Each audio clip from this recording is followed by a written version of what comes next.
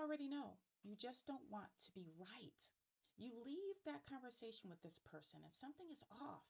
You cannot name it. You explain it to your friends, you excuse it, but every single time you walk away from this person, you are more unsettled than when you arrived. That is not depth.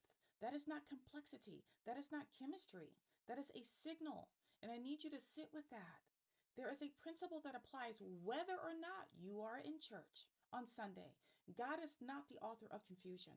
He is a God of order, and order does not accidentally produce chaos in a healthy situation. Stay with me because this next part is going to make you rethink how long you have been staying in this.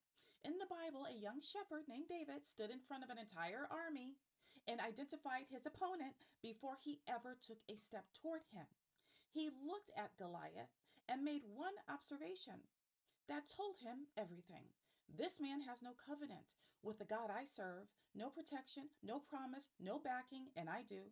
That is why David was not afraid. He was not measuring size. He was reading the covenant he was already in. He was standing on a covenant Goliath could not touch. He did not wait for more time. He did not collect more evidence and talk to his friends. He called it because he could already see it. That is discernment in relationship with God. And when you are dating someone and your questions get answered with more questions, when your peace disappears every time they call, when something in you says, this is not right, every single time you're with this person, that is not just anxiety, that is information. God will not stop you from walking toward what you already know, but he will let you go through it so that what gets built in you cannot be faked. It has to be earned. This is what I call the alignment test. Confusion is not a variable, it is an answer. Consistent peace is confirmation. Consistent confusion is direction.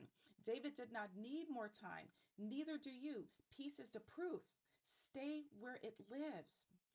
Some things you only get to learn when you go through it. And some of us, face it, are hard headed. Sometimes we see the signs all in front of us. And then when something crashes and doesn't work out, we say, oh my God, where is God? Why didn't he help me out? Why didn't he warn me? Sometimes you're ignoring the warning signs. He's talking all the time. Okay? Just take accountability and be honest with yourself. He is talking. Take a beat, take a step back if something is off, not just for your peace, but for your self preservation, and in some people's situations, for your very life. Pay attention to what's in front of you. Don't ignore it. Gotta go. Ciao.